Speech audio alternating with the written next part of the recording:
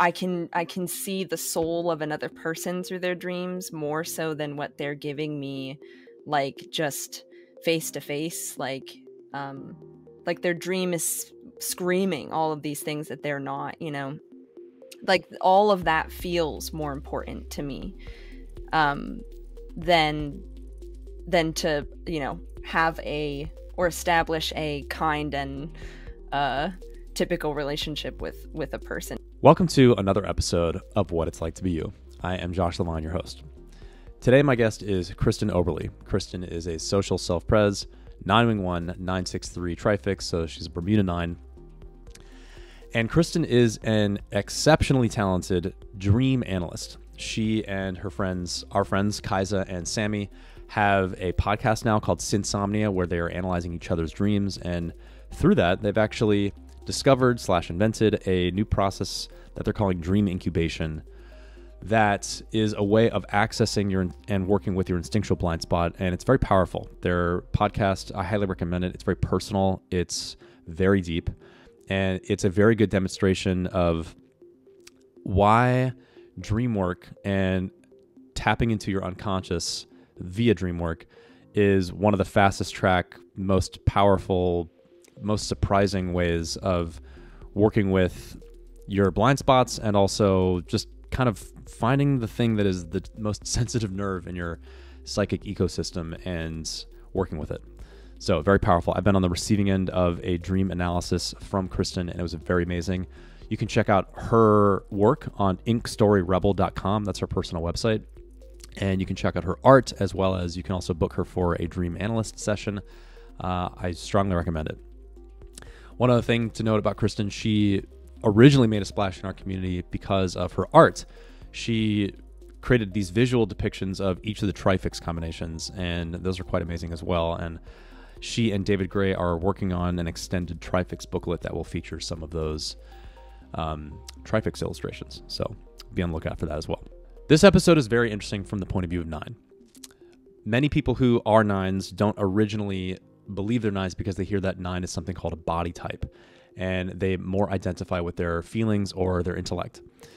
Now, the way body type is used in the Enneagram is not necessarily intuitive. The type 9 is the body type that is actually the least in touch with, in their unconscious pattern, the body center, the sense of fully inhabiting myself. Kristen has struggled with something called depersonalization for a stretch of time, which is a way of living your life basically not really in your body. And that's almost too light of a way to say it. It's sort of an extreme condition, and she has better words for it, and she kind of paints the picture of it in a rich and textured way. But it's interesting from the point of view of thinking about type 9 as a body type and what happens in the deep unconscious pattern of 9 as you're sort of further and further dissociating from your lived experience.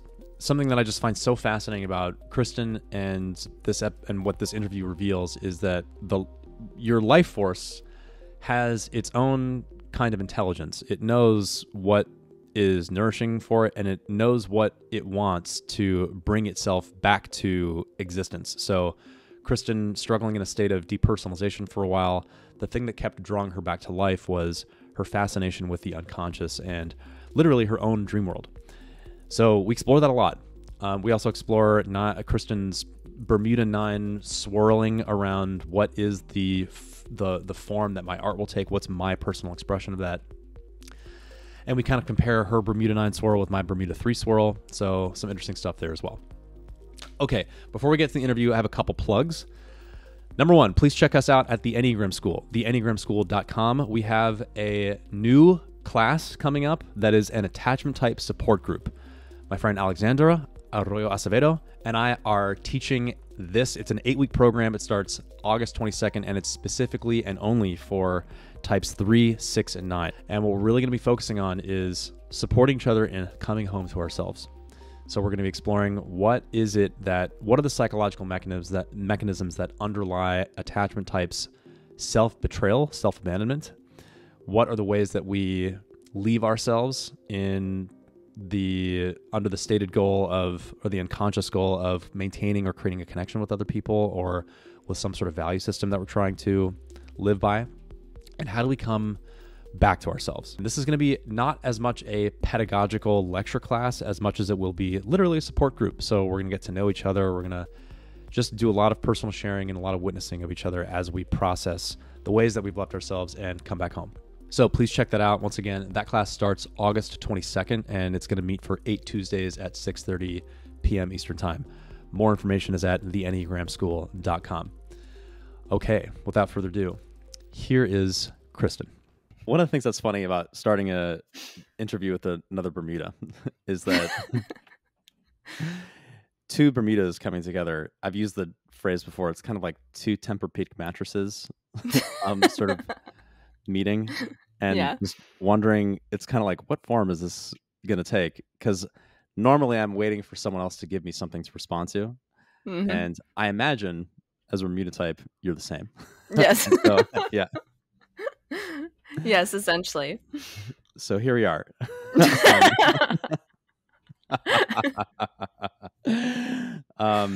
Okay. So I think an interesting place to start would be, so just you've made a splash recently in the Enneagram, in our community, with dream work and with your artwork and the trifix thing. And I can't think of a better way to ask this, but like, how's it going? How does it feel? A little weird. I mean, I think that's kind of like before I knew I was a social type, like that's, I guess, where I was automatically going. And I thought like, oh, well, I think one of my first thoughts was like, well, in order to have like anyone even respect me in this group, I have to get typed. Yeah. So that was kind of where my first thought went, like, oh, I could track how certain people were taken seriously and could, like, I guess, speak on certain subjects because they were officially typed. So it's like, okay, then like we acknowledge your opinion. You know what you're talking about or whatever. Yeah. So I thought, okay, I'll get typed. And then, I mean, without even knowing yet, like, much about the instincts and stuff. So I didn't realize I was doing this or whatever. But I mean, one of the things as to how I engage with groups and to even feel as if I'm valuable or seen or heard or whatever is that I have to offer something. And so it's not exactly that I only did the R2 offer. Like, I was lurking on the group for a while and kind of like saying things here and there if I had questions or ideas or whatever. But I think the art was just kind of like, I noticed a lot of people, like, I don't know, it kind of seemed like an untapped market. And so I was like, oh, you know what? I think visually, this is how I have been taking in the Enneagram, and I didn't realize that my way was different from other people's ways, I guess. Like, some people don't think as visually as I do. So I had these thoughts of these characters like in my mind already as like they were being described when I was listening to podcasts or whatever. And so I think what originally made me like draw them was a thought that was basically like, oh my gosh, I have to do this before someone thinks of it first. Like, I have to do it first or else someone else is going to think of it. Like, it's that totally like not owning that this is like an original idea or anything. I was just like, I got to quick do it before someone else does it. Sure. Yeah. Yeah. So it's offering, I guess. Yeah. Well, it's funny. I relate to that. It feels like maybe you're trifix talking there too. Just like as soon as it's like, I got to get first to market or something like that. Yeah. But yeah, so there's a lot of themes interesting to pull out there. Just the social awareness of what earns people respect in the group. Right. And then just doing that. And we talked in our pre-interview chat about you lurking in groups before you kind of get in there. And I wonder, how long did you lurk for? And do you still relate to being a lurker in the group, or do you feel like now you're what's how do you think of your place? Yeah, I mean, I don't think I was a lurker for that long. Like, I think Mm-hmm. that's the other thing too. When I'm really interested in something, like, I get immersed pretty quickly. Mm-hmm. So, I mean, one of the things, like, I only got into the group maybe um, like September or something, around like 2021 or whatever. And then it took me about a little less than a year to just start posting the pictures and getting involved in everything. Mm-hmm.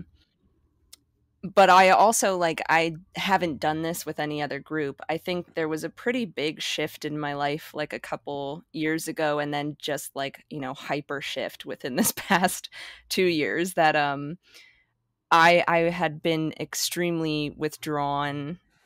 Like, probably, I was still tracking social, but, like, almost super nine, to the point where it's like I don't even really, like, see the value in me anywhere, I guess.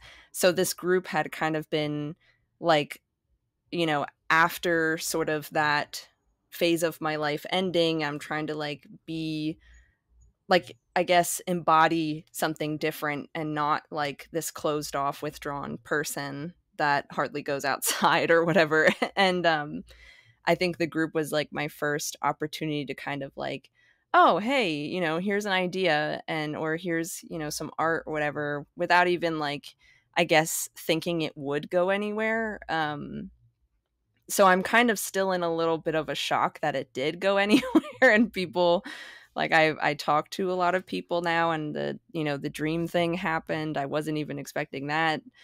So it is kind of just like, um really cool, because it's something I wasn't expecting at all, but also, I'm learning more of just how social I am, because now I'm, like, uh very aware of, um like, how people may view me, and whether it's like I'm, liked or not liked or whatever. Like, I've never put myself in a social situation to really be like, to know that I'm tracking that all the time. So now it's like, oh my God, I am tracking this all the time.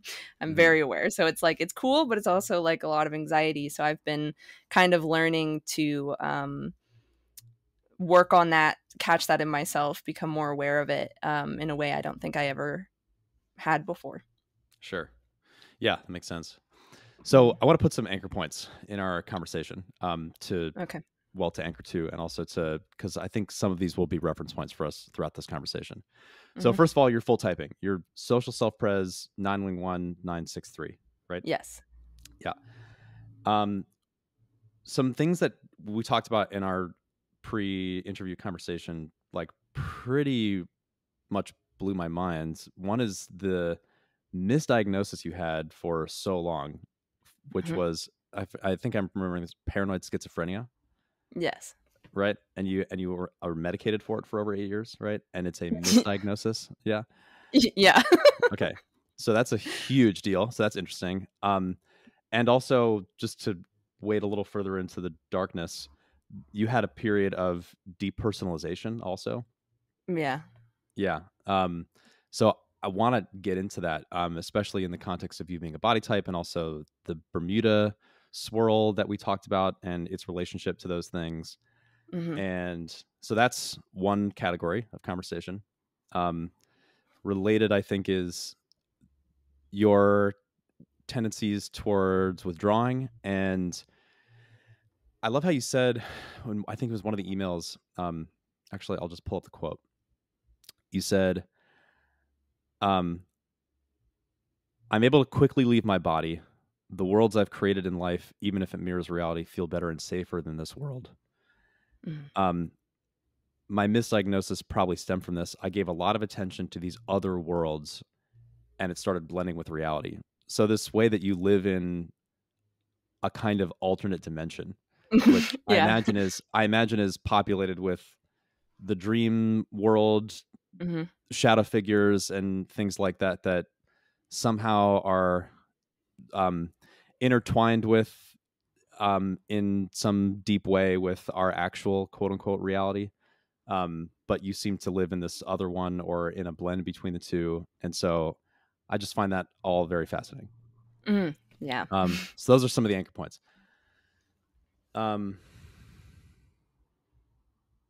So as a way of getting there, I think you've talked about this before in other places, so I don't want to spend too much time on just like your biography, but can you just talk about the circumstances around your misdiagnosis?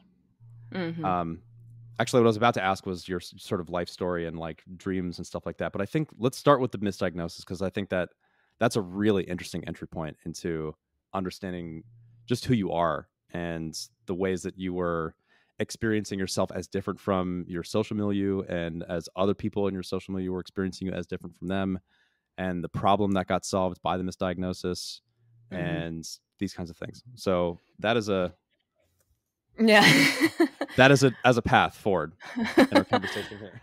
Right. Okay. So yeah, I think one of the things, being a withdrawn type, being a 9, I was like, I was, still am, very imaginative. Like, my mom would always say like, "Oh, she's in her own little world," like that kind of, Right. energy. And so I've always taken an interest in storytelling, lots of social self-pres stuff, storytelling, tarot cards, movies, like cult cinema type movies. Like it's just, um like that has always kind of been my area of like where I spent most of my energy, which is also too, I initially thought I was a head type because I'm just like constantly in my head. But I think um the misdiagnosis, like I kind of added that on of it could be that whole blending imagination and reality, because like I was experiencing like hallucinations and like auditory and visual, mainly visual, but it What was age? What probably, age were you? yeah, I was gonna say it was about like 12, 13. Mm-hmm. So a pretty typical time in people's lives where like hormones are changing, and like lots of, especially like young girls, will experience depression and anxiety and stuff. And so it could be by a lot of biological or psychological things that brought it on, or whatever. Like it was just a very dark time in my life, and it could be a stress response or whatever. But I think being a Bermuda, you kind of are trying to, with with the Bermuda swirl, like you're trying to locate yourself. Um, and oftentimes you will do that to kind of anything, even if it's not you. And at that time, it was a lot of like people telling me something's wrong with me. Um, like I think the mental health, like psychology and stuff, was becoming more or coming more into my awareness at that time. People were talking about it in school, and people were mainly talking about depression and anxiety, which I also just didn't think I had or whatever. And anyway, my parents knew nothing about psychology, so they couldn't really weigh in, or they didn't have an opinion or anything. So it was a lot of stress. I ended up going to a counselor who then took me, or I guess suggested that I go to this woman who did diagnoses, and she um did it the old fashioned way, like Rorschach tests and everything. Like I got like 2 months worth of testing done, and they Mm-hmm. gave me paranoid schizophrenia. I was like 16. Do you have Um, a do you have a definition of it, like the DSM or official? What's your understanding of what paranoid schizophrenia is and why you were diagnosed with it? I don't have the definition in front of me, but I knew it as, a basically chemical imbalance in your brain that causes people to have auditory or visual hallucinations, disorganized thoughts, or delusional thoughts. Mm-hmm. And so when she gave me paranoid, it was like a lot of my thoughts were incredibly strange at the time. It was, and that's why, like, I actually have my files. Like, I requested them at one point to even see what was going on and what she was writing down. And when I really think about it, like, you know, some of it was kind of scary, but a lot of it seemed pretty much like a really moody 9, like just um being upset about the world and withdrawing and stuff like that. Like it um I was, you know, at the time it was relieving because I finally had something to locate me, Right. um, to say, like, here's where I am and this is what I'm experiencing. And I guess this is how this is what, um, I need to do from now on, is just cope with this. And just to be clear, had you been living with kind of unresolved tension about why am I different from the people around me that then this Yeah. diagnosis helped you resolve? Hmm. Yeah. Yes. Okay. Yeah, it was, yeah, I don't even really know, like, who I was around that I was exactly comparing myself to, but it is that just like the inner experience just it felt very overwhelming, I guess. And why I say then things started blending maybe into reality is because like I was like seeing stuff and hearing things and just, you know, kind of going a little crazy. But I feel like the information I have now, like if I had given that to myself back in, you know, back when that was going on, I feel like I could have, like, there could have been a different direction, instead of having to accept this diagnosis and then get put on like antipsychotics for 8 years or however long. I think it might have been longer than that. Mhm. Yeah, it could have went a different way, but it didn't. And that's why I think, like, it was a way to locate. It was a label. I could say, okay, this is me, this is what I have to deal with, whatever. But like the entire time I like deep down knew, like, no, this isn't right. Like I wouldn't oftentimes I wouldn't bring it up to people. Mhm. And then I got myself trapped because then, of course, you know, I would say, hey, I think I want to get off my meds. I don't think this is right. And the doctors say, well, that's just a symptom of schizophrenia. You don't think you have it. And so it's like, oh shit. Sure. Okay. Wow, that's um, real. That's a trap. Yeah. yeah, ultimate trap there. So it was, I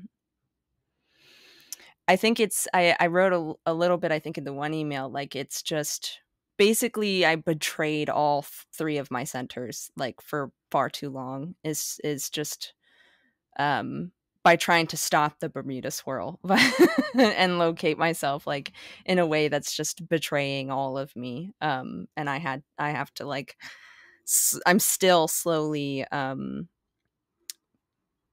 guess, like, realizing how much grief was in that, I think. Yeah, that's a pretty radical statement. Do you have language for, and it's okay if you don't, but like the betrayal at each center? Right. Yeah, that's interesting. I think, well, and hopefully, you know, I don't know if I'll completely mess it up, but just the first things that come to mind, um, like you said earlier, with at least in the body, I had depersonalization then for far too long, and I do believe it was from the medicine and additional add on some trauma and mix it all in, and I had depersonalization for a very long time. Sure.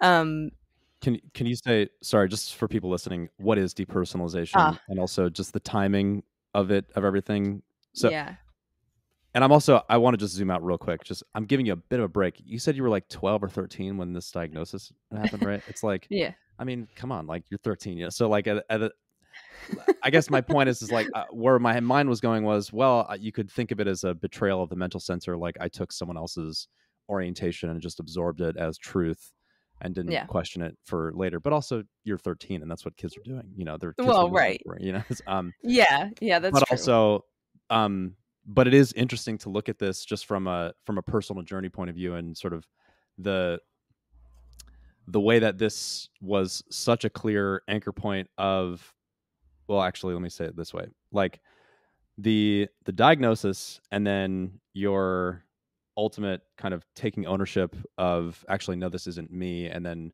getting off the meds and just that whole journey Mm-hmm. is a really vivid and clear example of self-remembering and coming home to yourself. Right. And so I'm curious about that journey, and I imagine dream work was a part of that. Yeah.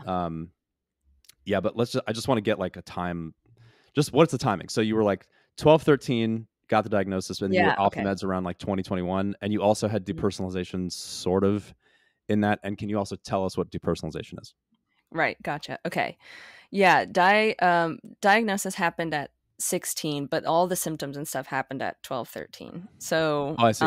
Okay. yeah, the diagnosis was at 16, and then I was put on antipsychotics up until I was like 25 or 26 or something, Wow. maybe. So like 8, 9, 10 years, whatever. Um, so, okay, yeah. Also, what's interesting about that is I got off my medicine without completely like denying the diagnosis. I thought I'm going to get off my medicine, but I'm still going to have this diagnosis. And I actually only like verbally uh denied the diagnosis like a year ago. Um Wow. like I Okay. I think I spent a good year or so just trying to completely ignore that it even happened, that it all happened, and not just talk about it at all. And then it was only maybe a year ago that I ended up saying like, you know what, I don't have that. I never did. And um yeah, so I'm uh that time frame. I don't know if that helps at all, but It does. And sorry, how old are you now? I am 28, about to be 29. So this is pretty fresh still. Yeah, this is fresh still. Yep. Yeah. Yeah, so depersonalization started happening for me maybe right around when I graduated college, or maybe a bit before the symptoms started happening. Um and I had experienced it a bit before in like high school, before I was even put on meds, which is why I kind of always argued like, am I having it from the meds, or is this just a part of who I am? So depersonalization, um nines have like dissociation. I mean, all the body types, and that's why I don't think depersonalization is like specifically for a nine or whatever. I think anyone can experience it, but it's basically when you are completely disconnected from your body, that you don't even feel real. Like you look at your hands and it's like, well, these are not my hands, and your voice freaks you out even more. It's like you're on like a really bad high like all the time. um and I had it 24/7 like all the time, and it was very uncomfortable. So I again also didn't think I was a body type, because it was just like, I don't know my body. I don't Oh, even, like, I'm not connected to it at all. right. Because you had mistyped as 5, right? Yeah, yeah. Yeah. Um Yeah. Okay. right. So like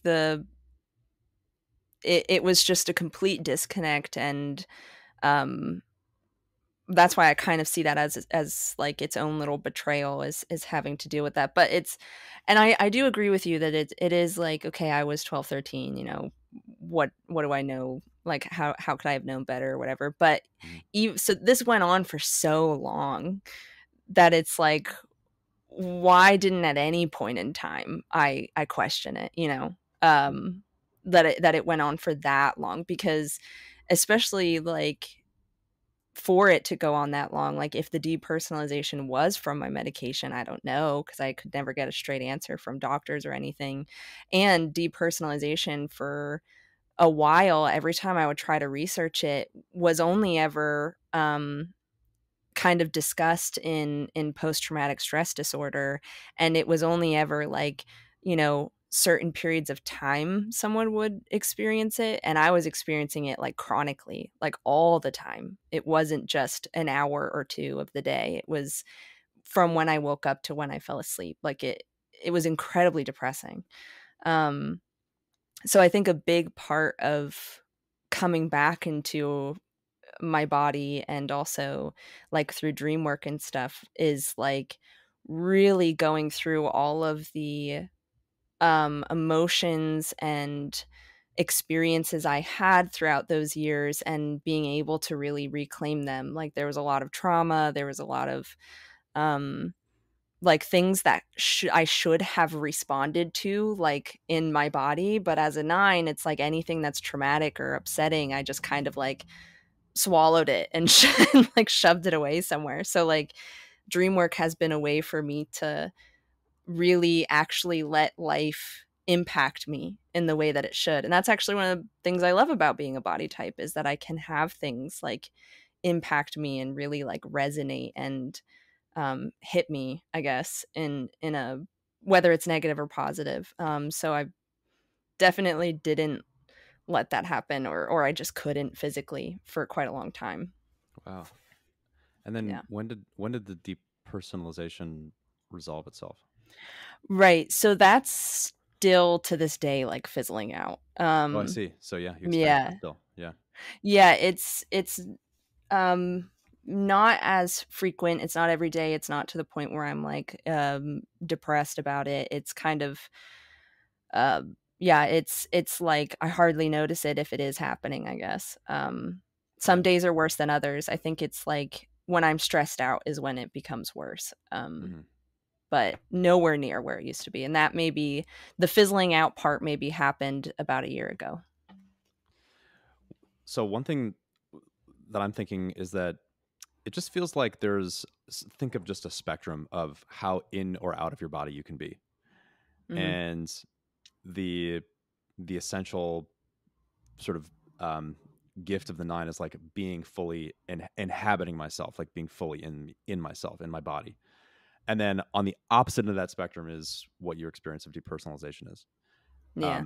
Just like a total having left myself. Um, Mhm. I wonder, is it, this is just my own curiosity about the condition, but is it like when you're having an episode of depersonalization, um, is there an emotional life that is still in you? Do you Oh, yeah. feel the fear, or is it? I imagine it's sort of terrifying in some way. But I'm curious, what's your actual experience of it? Like, do you have an emotional response Yeah. when you're in it? Um, yeah, like I can still, and that's the thing that was just so strange about it all, is um like anytime I'd research it and it was like mainly people with like PTSD, it was like a really big fear, and like your body's just shutting down. For me it was like I can still walk around and talk to people and laugh and cry and everything. Like it was just like this thing hanging over me. Like I just was almost I don't know, like observing myself from like way somewhere else than like right here. I don't know Mhm. how exactly it's just so it's like I've tried so many different like metaphors to describe what depersonalization feels like, or felt like, especially like from when I woke up to when I fell asleep. And Mhm. um I really could never get it just right, because I think that's the thing, is that it's just like it is like reality, it's just not quite right. It's extremely off-putting. And so that's why um it's something I could still deal with, but I think there were things that made it worse where I would really have to withdraw. So like if I was under a lot of stress and or social pressure, whatever it may have been, if I wasn't sleeping right or something, like it would get to the point where it was terrifying. And I think just disorienting, kind of like you start to feel like nothing is real, nothing exists. So like, why am I here, I guess? And it's just completely like existential. um, Right. so in those moments, I would have to withdraw. Like I'd have to just I don't know, like be by myself and just recenter and stuff. And if I even could at the time, sometimes I couldn't. So yeah, it's very hard to explain, but maybe one day I'd go back to trying to understand it more fully. But I mean, it's hard when there's not much out there even on it. Like there's nothing anyone's really doing about it. I think maybe 2 years ago I saw that there was some like research being done somewhere Hmm. on like how to treat it, but you know, compared to everything else, it's hardly talked about. Sure. So in your just personal Kristen land, Yeah. what has helped, and what's um yeah. yeah, that's a good question. I tried a lot of things. I tried all different kinds of things. I mean, there were times where I would try to get into like some kind of like physical, like waking my body up in some way, like how, especially with nines, like one of the things that they can do to feel more kind of like awake is by doing something more physical or whatever. Like I Yeah. think like I had a headband or something on my, or a rubber band on my wrist, and I would just snap it just to kind of try and get me to feel Yeah. anything. Yeah. But yeah, those things just never really worked. I think honestly the only thing that worked was trying to reduce any kind of stress or triggers that would make it worse, which was just very hard. And so sleeping regularly and stuff like that, but also just like trying not to fall down into the void of like this is like it. I think what made things worse is thinking that I was going to feel this way forever. So kind of keeping myself or my attention on other things, which is why inner work and dream work has been like life-saving for me, because it's like, oh, I can, like, these things are important, I'm important, and I don't need to go down into this spiral of like, this is how I'm going to feel forever or something, if that makes Right. sense. Do you have an example of a dream that you had that helped you reconnect with your body or heart Hmm. or mind or something like that? Helped you come home? There have been several. I think the biggest dreams that have really helped me reconnect with, you know, my centers and just especially my body and stuff have been the ones where when I'm interpreting them or thinking about them or talking about them, I get extremely like animated. Like things start to connect and I'm just like on the floor in tears, or I'm like, I was really angry in the dream and it's actually this grief, this immense like amount of grief. Mm-hmm. Um it's like, I think letting the emotions in whichever dream, and that's why like I specific ones, um like I think the common theme with all of the ones that have helped me, because there just are so many, that it's mainly like a really big emotion that I have just trapped somewhere. Like the other day, okay, I'll give you an example because this one's kind of Great. silly and so it won't get too depressing. um, Okay. um, and I'll probably talk about this because this happened on the we were talking about self-preservation and how it shows up in dreams. And so we have been like plagued with self-preservation dreams now for like the past 3 weeks from talking about it. Okay. And I had one where um basically, long story short, because I'm not going to explain all of it, but I experienced something in life where in like waking life that um like as a social nine, I have a very hard time asking people for help, um, or even just showing that I'm struggling. Uh, like I don't, like, it's so unconscious that I don't even realize that I'm not doing it, Like, I Sure. think I have to have it figured out. And it's like there's two paths. It's either I suffer in silence and don't tell anyone about it, and I just suffer, or I like just withdraw and I don't even give someone the opportunity to see me suffering in silence or whatever. Okay. So this was like very unconscious, didn't even know that I had these like needs to talk about or whatever, or Hmm. express and ask for help. And someone saw it in me, like, hey, you need help right now and I'm going to help you out.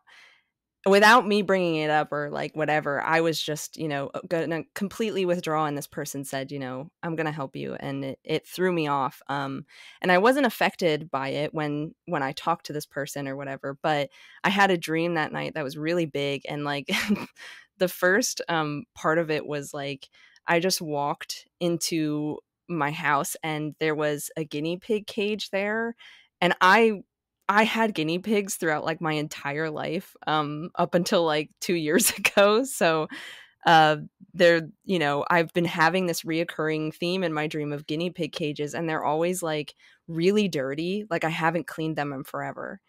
And I walked past the cage and it was so filthy. They had no food, no water, and like pretty much they were dying.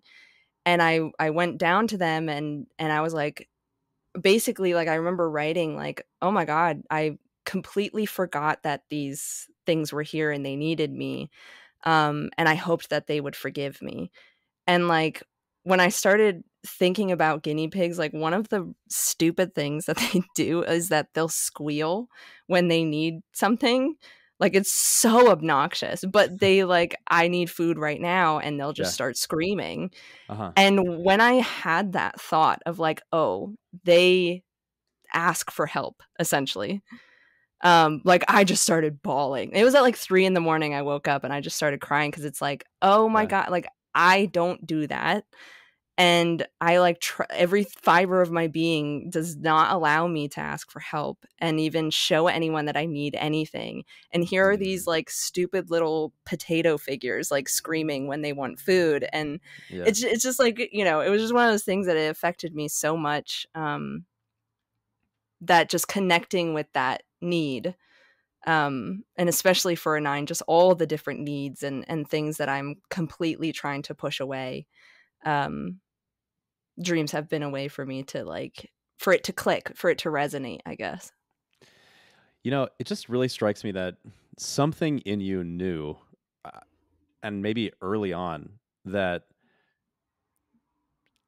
what's the right way to put this? It's like you just sort of ceased to exist in a physical reality, or you kind of like you sort of like checked out of it, you know. Yeah. But and so where you went, something in you knew that you had to go to like the deepest part of your unconscious to find like the thread of your aliveness. Yeah.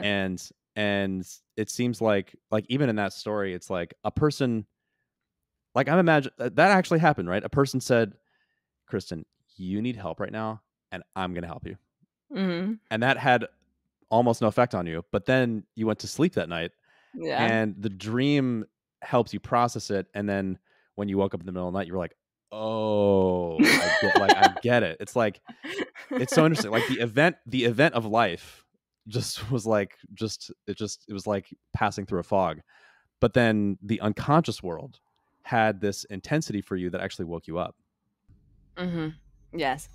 Yes. And that's what, like, when I'm kind of still letting that impact me. I'm sure I'll have a dream about it tonight because that's actually like an extremely fascinating thing to think about, especially with 9 being withdrawn my whole life, like kind of living in this weird other world, imaginative kind of space that's just not this one.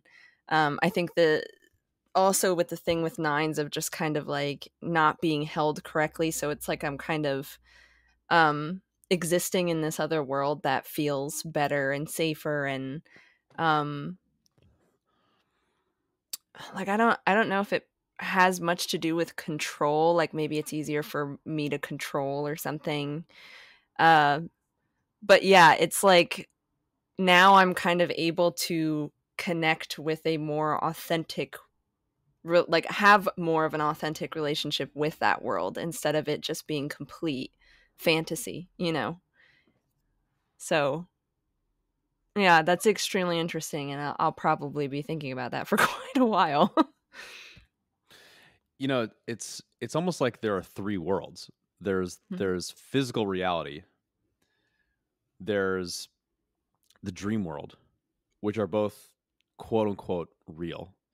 And Mm-hmm. then there's this other place you go um when you're kind of checked out Mm-hmm. or in a moment of dissociation or depersonalization or whatever.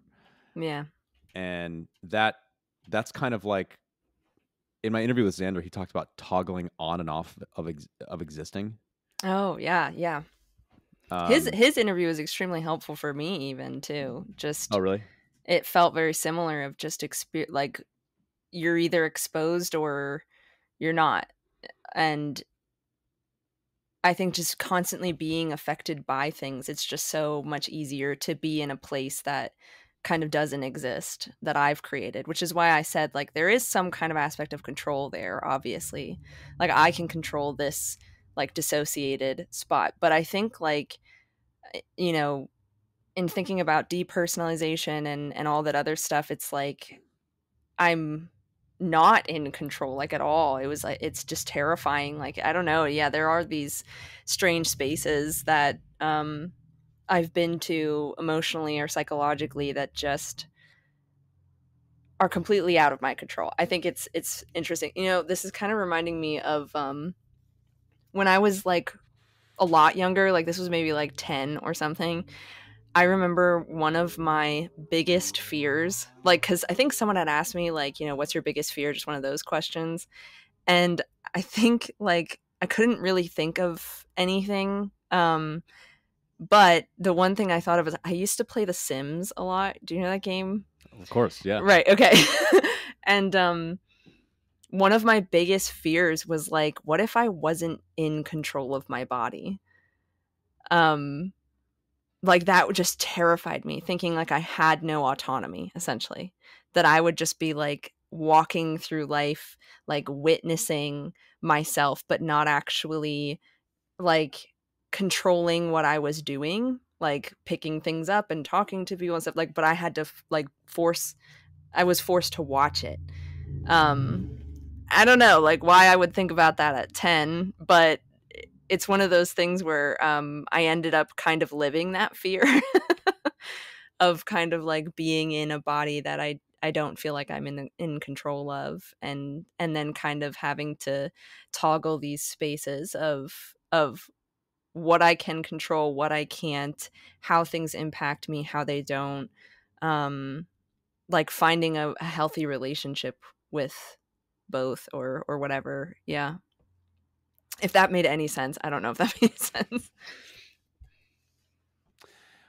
Where my mind's going is I'm just thinking about the your journey back to yourself. Yeah. And it feels like the the thing that the thing that did it was following your um that's the right way to put this. It's kind of like that thing in you that knew to go to your unconscious. Like Mm. I think it seems to me that you are genuinely inspired by dreams Mm. and the unconscious world. And even before the diagnosis, there was this fascination you held with a parallel reality Yeah. that interfaced in some mysterious way with what most people were calling reality. But Mm-hmm. you were in touch with it. Have you ever seen the movie or the TV show Avatar: The Last Airbender? Yeah. Okay, first of all, it's fucking great. It's like one of my favorite shows ever. It's a total masterpiece, and I could talk for hours about it. I'll restrain myself. Um, but so Aang, the main character, is this avatar. I really could actually go on here, but the point is that he has a connection to the spirit world, and when he Mm. meditates, he enters the spirit world, and it's Mm. like his soul leaves his body, and he's there in a meditative state, but he's actually traversing the spirit world. And it's kind of like which has some superimposition on top of the real world. It's kind of like you're that, you're kind of Mhm. going in between these two worlds. Yeah. Right, Um, and I actually, like, when I was 12, 13, and I was experiencing these things. And I did not know anything about psychology at that point. Mhm. Like, I didn't even know therapists existed. Like, it was people at school who would say, hey, I think you, or friends or whatever would say, like, hey, I think you need to get help. Like, my parents had no idea. But the first thing I thought of was like, oh, I can see ghosts. Mhm. And I could read minds and like all of this like kind of paranormal sort of things. And I started getting super into spirit worlds because I think I had to do a project or something with Native Americans for school, and I remember like getting so super into it because I'm like, they had so many different names and explanations for the spirit world, and it's like, oh, that's what I'm being exposed to. And I Mhm. still have fascination with that. That's why like dreams are kind of like, and the way that specifically Carl Jung taught it is just this synthesis of different ideas and metaphors and stuff like that of just spirit worlds and anthropology and culture and mythology. Like, it's just all of this shoved into one and into you essentially. Yeah. So yeah, I definitely can, like, that's where like my heart goes, I think. And so having the diagnosis and um having to deal with just doctors and psychiatrists and stuff, it was totally killing that part of me. Like, Mhm. things could no longer be a spiritual experience. It was a symptom of an illness. Um Sure. Yeah. yeah, so with a lot of, both Enneagram stuff and inner work, and also just with a lot of like Jungian work, it has made me, kind of allowed me to have like a memory of like what I was going through and whatever, and kind of be gentler on myself. Like, whatever I was experiencing doesn't need to have a label and doesn't need to be like a diagnosable like issue. It was just, it's something that happened to me. And it's a space that I can, like, the space then kind of transformed into a different space now, and I can explore that space, if that makes any sense. But yeah. Yeah, it does. It's kind of like if you had been born in a time where we were living in a pre-modern society, and there, like early tribal cultures had a reverence for the mystery of life, Right. and Yeah. there was like there was like the shaman or the medicine woman or something Hmm. in these tribes that had a connection with the spirits, the quote unquote spirit world. And so I just wonder if you'd been born centuries ago, that you would have just been recognized as like, oh yeah, she's got a connection to this other world. I honestly, like, especially during the time, like, when I realized, like, maybe I shouldn't be on my medicine, I used to say things like, the government just doesn't want me to have my powers back. And like, which did not make a good Yeah, you're not case for schizophrenic me. at all. Sorry. Like, no matter what I Yeah. said, if it was like in that kind of context, like, No I'm paranoia. No paranoia. Yep. Don't see anything here. yeah, if I want to go into like, I could have been a witch, I could have been a shaman, whatever, like, nope, you're Yeah. just fucking crazy. That's basically the corner I trapped myself in with that. But now it's like, I got off my meds without even consulting my doctors because of that reason. Like, I couldn't, or anything I would say would just, they'd be like, nope, you can't do that. So I got out on my own. I just stopped showing up. Yeah. Um, I have an idea to segue into a totally different territory here, but I want to get That's there totally fine. in a special way. So, um, as a social nine, Mm. um, I'm cheating a little bit just because I know what social nine is. But like, do you experience? Actually, you kind of said this to me in our pre-interview chat, but do you experience ever being uncomfortable saying things directly to people, or having you know, being socially timid around like using your forcefulness or power or something like that, in a way that Mm. like showing up in a way that would make people uncomfortable? Yeah, so there are, I guess, two different scenarios where the answer is yes, and then one where the answer is no. um, when it's people that I'm like, I don't really know. Like, so if it's like a doctor patient kind of thing, like if I'm angry, like I would typically express that anger to someone that I'm kind of like I don't have a specific relationship with them, like the on the social hierarchy, like, you know, it's just, like our relationship is transactional. And I'm able to kind of like speak up for myself or whatever. It's just like, how conscious am I of the needs, I think. Like, if I am conscious of the needs, I will speak up to it, you know, about it. But if I'm not, I have like no idea what I'm even like bothered about, and I won't speak it, you know, I won't speak up about it, I guess. But when it comes to friendships or relationships, it takes a lot for me to be able to um like really, I guess, solidify my location, like show where I'm at. Mainly because I feel like if I was to get angry, and say like, here's where I'm at and this is what I need, it would just cause chaos and destruction. Like, it would destroy things, and um the I would become unlikable, or like that kind of Bermuda, like I need to be liked kind of thing. Um so like I can be pushy and you know, cause conflict and stuff when it's like, especially when I'm feeling like I'm being misunderstood. I can, you know, get someone to, like, I can get angry and get them to try and understand me or whatever. But when it's something like, here's my need, um, and I can't like move from here on out. I can't adapt. Like, it's almost kind of asking someone to adapt to me or something like that, or just no one adapts at all. Mm-hmm. um, it feels like the end of the world. Like, it feels like destruction. And so there have been times in my life where I have actually done that. Um, and it's led to some of the best decisions in my life. So it's just very strange how that works out. But yeah, I think it's so situational to, I think, to answer that question. But Yeah. yeah.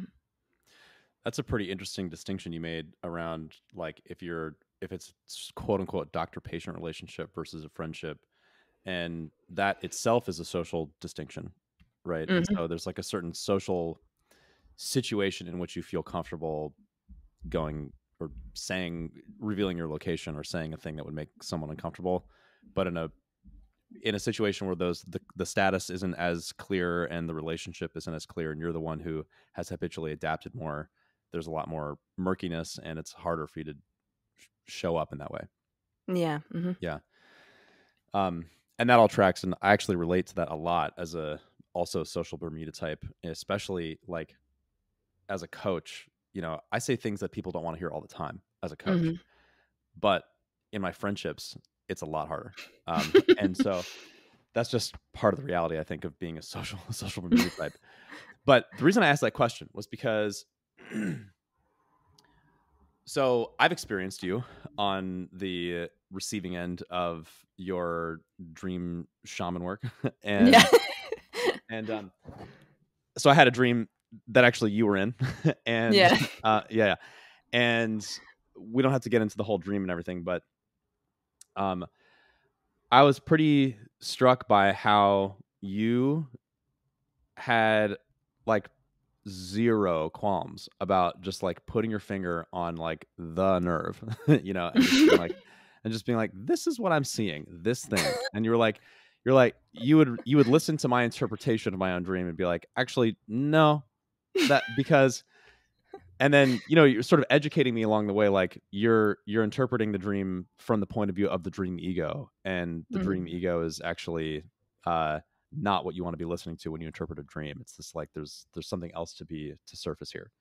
And Right. so anyway, so there were what I'm pointing to is the way that you just were like, actually, no, this is the thing you want to look at. And some of those things were really uncomfortable. I mean, it's a Yeah. dream, and it's like it's surfacing aspects of your unconscious that are like super, super buried in there, Mm-hmm. and they're not very pleasant to look at. It's a painful experience oftentimes. Mm-hmm. And I just think about, I like, that's a very powerful thing to have. It is a power, you know what I mean? Mm-hmm. To be able to surface that and then reveal it and then put your finger on it and then to like hold someone's attention in a spot that has an exposed nerve. And it is in contrast to what we think of stereotypically as social nine being nice, Yeah, I didn't think about that. yeah. And so Mm-hmm. I find that interesting. It seems to me that like when you're in your world, and we've used the Mm-hmm. word world in a number of different ways here, but what I mean is like when you're in your power, when you're using, at least when I enter your world, like when we're talking about dreams, Mm-hmm. and it's like this is your territory, you have a lot more comfort using your power and being Oh, really okay. precise, and you wield it. You wield it comfortably. You wield it with a certain kind of mastery, Mm-hmm. and it's not demure. It's Mm-hmm. not shy. It's not withdrawn. And so I wonder if you could talk about that experience, or is it news to you to just that I'm saying this to you now? um, it it's news and kind of not news. Well, first off, thank you. um, that does mean a lot to me. I think I knew I was pushy with dreams. Like that's definitely something I knew because I can tell how uncomfortable people get. um, Uh-huh. um, being 9, body type, social, whatever. I Mhm. can really feel when people get when I hit something they don't want me to Sure. uncover. um, so I did know that there was that element, but like yeah, I didn't really put it together that it's kind of like a power. If anything, I'm like, oh, I might be like stepping over a boundary here, and so there's a risk All of right. how someone may see me, but it's almost like the material and the world and like I can see the soul of another person through their dreams more so than what they're giving me, like just face to face, like their dream is screaming all of these things that they're not, Mm-hmm. like all of that feels more important to me um than to have a or establish a kind and uh typical relationship with a person. It's kind of like this. I guess maybe I'm hoping to spark something in them, and so where I am, like, personality wise, social wise, status wise, whatever, like it doesn't matter to me as much as it does to like get these people to hear themselves, maybe. um and so if that kind of threatens the relationship, or someone doesn't understand me, or uh they see it as conflicting or something like that, like I guess I just don't care as much then, cuz then it's like, okay, well then this isn't the work for you, and Hmm. that's it. So it's almost, yeah, I kind of forget that I'm even really um typical Bermuda social type. I don't know. Wow. Well, that's pretty. I mean, it's like a moment of freedom from that. Yeah, yeah. Mhm. Yeah. Yeah. I I think actually there's a certain way I relate. I mean, not in dream territory, it's not my expertise, but in Mhm. like in some coaching sessions, I also forget, It's Mhm. like I can relate to the experience of just I'm seeing something and they're not seeing it, and now I'm naming it, and then they're like trying to shake away from it, and I'm like, actually no, we need to look at this.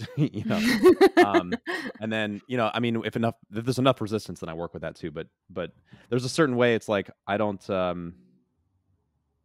well, yeah, I'm just relating. It's very interesting to me, the idea of like these moments of, it's a flow state, right? It's a kind of Mm. flow state where Yeah. the typical self-consciousness of your typology just is no longer exists for that Mhm. moment. Mhm. Yeah.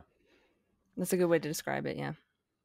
So, so something else I want to ask you about is so it's probably fair to say that type 9, so in David's sundial view of the Enneagram, 9 represents the kind of the noonday sun. It's kind of like the harmonious um sunbeam that touches everything, you know. and Yeah. and I like that, but also what I experienced from you is a, on the one hand, like a social niceness and a kind of holding, and just that Mm. the feeling of harmony, but also underneath that is a kind of dark cauldron-esque swirling, like witchy vibe. Yeah. You know, and so I wonder what it's like. First of all, do you feel accurately seen by that comment? And um what's it like for you to square those two, or do you think about it? Um yeah, I agree. I mean, like, I've always seen myself as pretty dark, and that's why, like, a lot of the nines that I talk to will have just like extremely dark inner worlds. um Hmm. it's that whole kind of like anti-positive positive outlook thing. Sure. Yeah, that makes total sense to me. Yeah. Yeah, I think I kind of like maybe just visually and just with the things I'm interested in tend to be a lot more darker, and I'm like like I just embrace that, I think. Mainly because I like it speaks somewhere to me that matters a lot more than other things. I don't know, not like other bright stuff, because I'm sure there's tons of bright things that I'm interested in, or exhibit or whatever. Hmm. But what was the second question that you had? Um, I don't know. oh, compared to the nine, like how Sure. nine might look. Yeah, I think like I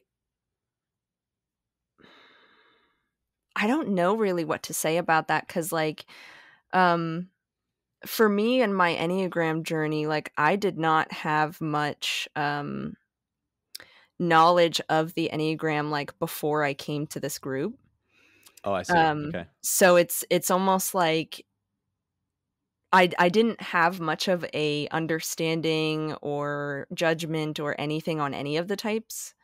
Um, like if I remember, the only thing I didn't agree with the nine was that the whole conflict avoidance thing, because I found myself with being a dark person, I'm also very angry. um, and yeah, like I will cause conflict. And Actually, I'm so glad you bring this up. I don't mean to interrupt. I just want to make no, you're one go ahead. point. Like in online chats, I've Yeah. seen like you can be you can bite. You know, like Yeah. I've seen it. It's and I find Yeah. that interesting too. Yeah. So anyway, keep going. Yeah, I there is like a fighting aspect to me, and that's why when I like first had the hit realization of like, oh my god, I'm a nine, then obviously my question was, okay, well then conflict avoidant must mean something else, you know, then it has to be something else, because Hmm. and I understood it in my like personal experience as I will cause conflict if it means that I can get to an inner place of harmony, essentially. Like something feels out of line, someone's misunderstanding me, something like that, and so I will cause the conflict in order to get myself feeling at like, you know, being at another at an equilibrium or so, you know. Like Hmm. I need to bring myself back down because this person or this situation is upsetting me. And um yeah, so it's that to me is like, I guess, the whole inner peace kind of thing. Like nine's always needing to, you know, needing peace or something, is that I'm going to cause conflict because this person's disturbing my inner peace. Is that true? I mean, I imagine there's some distinction. I brought up the online thing, which I've seen, but that's also a place without body. And I Yeah. wonder if it's different when you're in the same room with someone. Yeah. Um Yeah, online, of course, it's a lot easier. Plus, too, I think I just have that whole like, if a person's saying something that just like isn't like I don't agree with, or Mm-hmm. I can kind of catch them on something, you know, I'll say it, but I'll still do it. Like I think I do it in a nice kind of way at Mm-hmm. first, but it starts to derail at some point. um, um yeah, I think in person, I get kind of like the Bermuda swirl happens in person, where I'll sit and I'll start to feel the anger from something, like something needs to be addressed, something doesn't feel right, and I will just kind of go back and forth on how do I feel about this person? What should I do about it? Is it even worth doing anything about?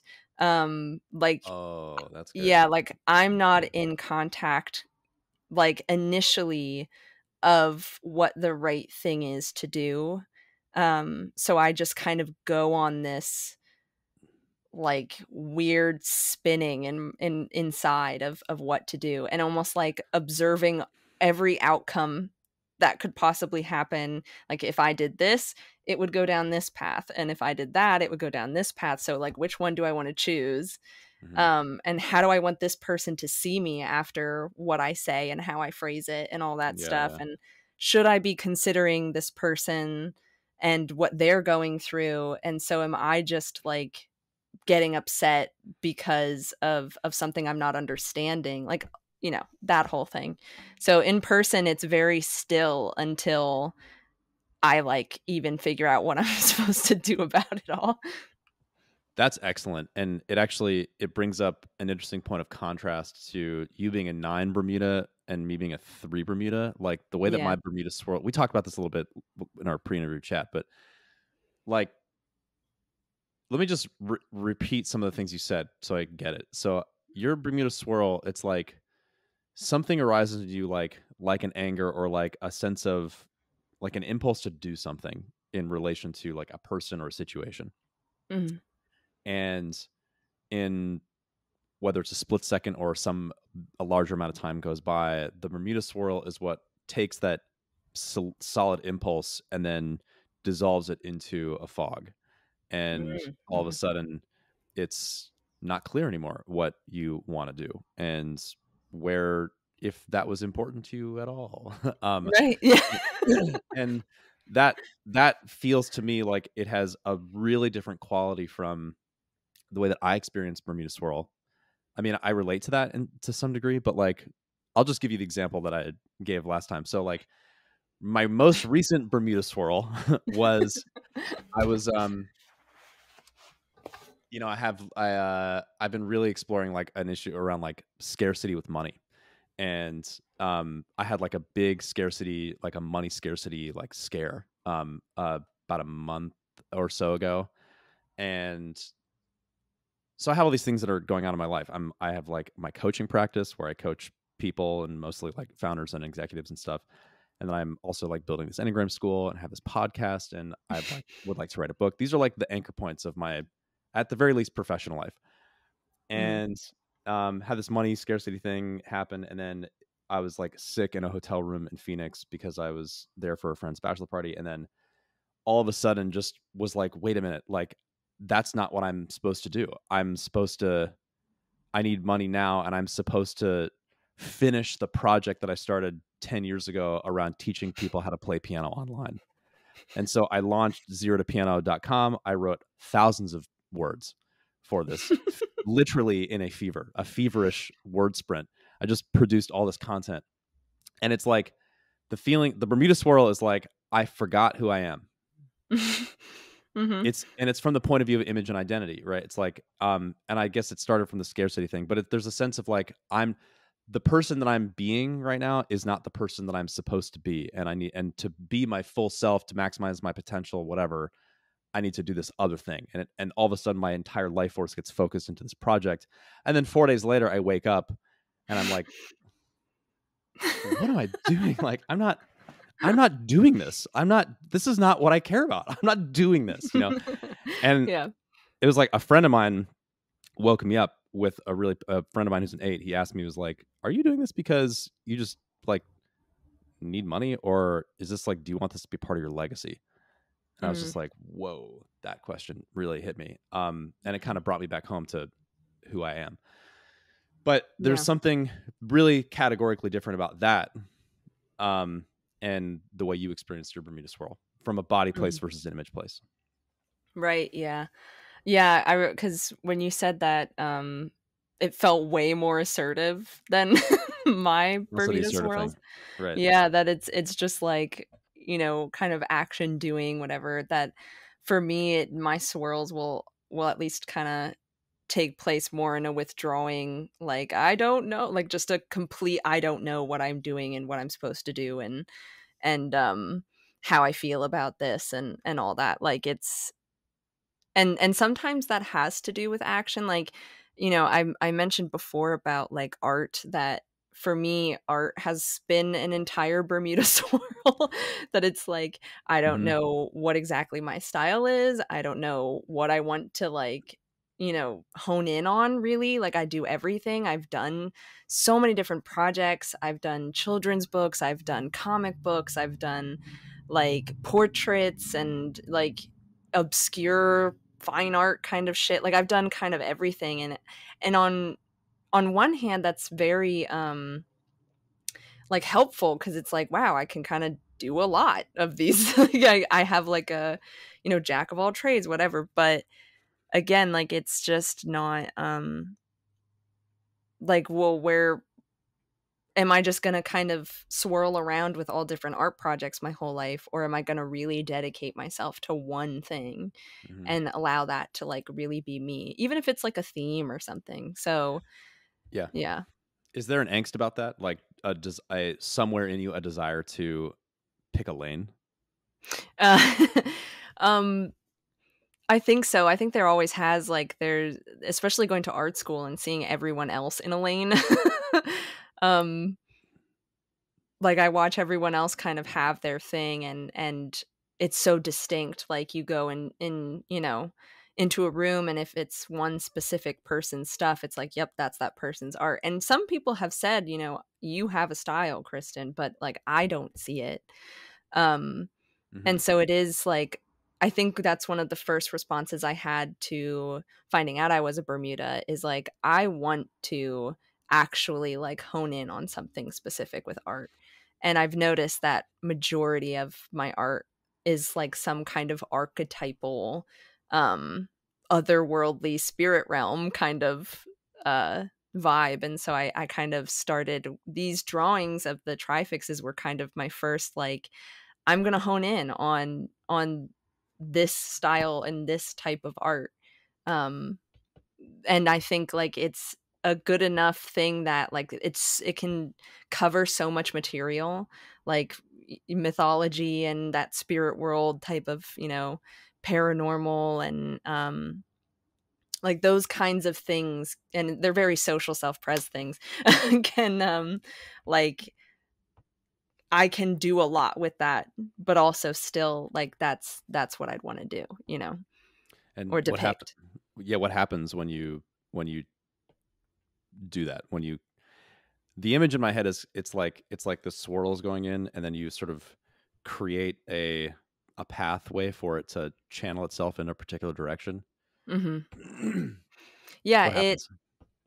I think for me it kind of feels relieving, Mhm. because it is sort of like finding a location. Um and it also like it makes me excited, because it's like, wow, why have I just spent all this time kind of doing this other shit that sort of didn't mean anything or whatever. Like of course it meant something. Like I don't have regret. Like it was still building skill and experience and whatever, but it's kind of just like, I always, maybe this is too a Bermuda swirl thing, or maybe it's just me, but like I always feel like I'm kind of a step or two or three behind everyone else, because it Mm. takes a while for me to like really pick or choose my location, or kind of Yeah. like demand it to be somewhere. Right. Right. um so I think it's kind of a relief, but also at the same time like grief, like, wow, where was this my whole life? Like I could have been way farther ahead Right. if I had chosen this location years ago. what's in my head about this conversation, I'm relating to what you're saying as a Bermuda type, but Mhm. I've experienced before a, like, if I try to force myself into a lane, Mhm. um, then the swirl backlashes. It has its own like intelligence in a certain way. Yeah. It's kind of like it knows it knows when it's like, nope, that's not quite right. Like you chose wrong. You chose the wrong lane. Or I didn't want to be contained just yet, and you tried. You know, that that kind of thing. And I mean, I've written about this on my website, but like I've had dozens of episodes where for periods of days or weeks at a time, I thought I was supposed to be like a rapper or or a jazz piano player or a politician or any number of these things where Mhm. I mean, and if you talk to me in that moment, I was like, I was filled with a knowing, just a certainty, like just that I'm supposed to do this. And then I'd Yes. wake up later and be like, oh no, that's not, nope. Well, yeah, No. and I've Yeah. had that too. I think that's Yeah. why, like, with at least the art thing, it feels more solid to me. But I can absolutely relate to what you're saying. Like, there have been so many times where, um, which is what sucks too, because it's like I just don't have like the money or time for any of the things I've like thought I was going to be. And actually, this Mhm. is fairly fresh that just within the past couple of months, because I'm constantly in that swirl mode of just like, Mhm. because I don't have like a career. I work at a greenhouse. It's a full-time job. It's like, anybody's job kind of thing. Mhm. Um, and those are the kinds of jobs I've always had, and I've done art on the side. Mhm. And I think it's the social thing too of like anytime someone would ask me, like, "Oh, what are you doing?" and stuff like, and I'm at a social event or something and I say, "Oh, I work at a greenhouse." I always have to say like, "Oh, but, I do art on the side," because everyone knows I have an art degree and so it's like to me, I feel the pain of like I just work at a greenhouse and I don't do anything with my degree, like that kind of thing. And Mhm. so I've been constantly swirling of like I have to do something that like says I'm established in some kind of way. Like I have this career and like whatever.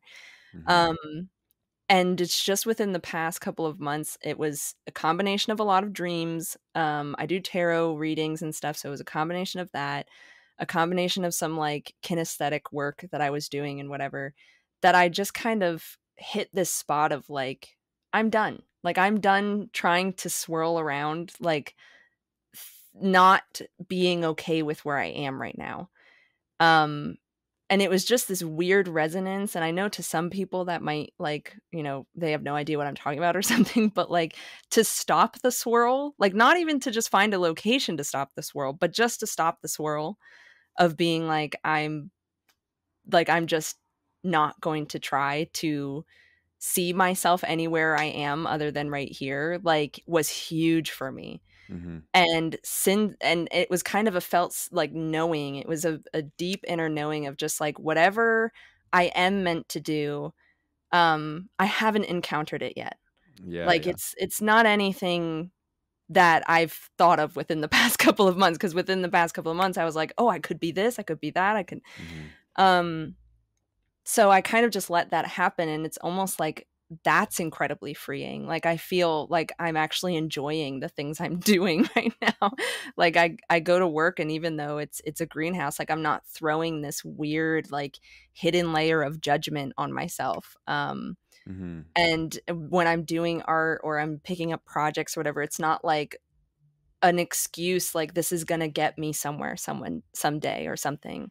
Like I'm just enjoying it, I guess. Mhm. Um and I didn't realize like that would be a way to stop the swirl too, of just like, hey, I don't need to swirl. Whatever is going to happen will happen, and I'll figure out when I need to figure it out. Yeah. Wow, that's a beautiful way to think of it, and I couldn't agree more. Although it's interesting because I think that for Bermuda types, there's something really powerful about just, well, meeting yourself where you're at Yeah. and allowing something to come through you, without trying to force it into any or without trying to put a picture frame on it or trying to have it be a choice, like there's like Mhm. to will it into a direction or something, but to let it Yeah. unfold. And it also strikes me that the need to choose in some kind of way is itself part of the Bermudas. It's like a tentacle of the swirl, in some Mhm. kind of way. Yeah. Anyway, so that's wonderful. It sounds like you've like been kind of dropping into a different kind of freedom around the just kind of what's the right way to put it? Not trying to contain the sort, just like being with it and letting what wants to arise come through you.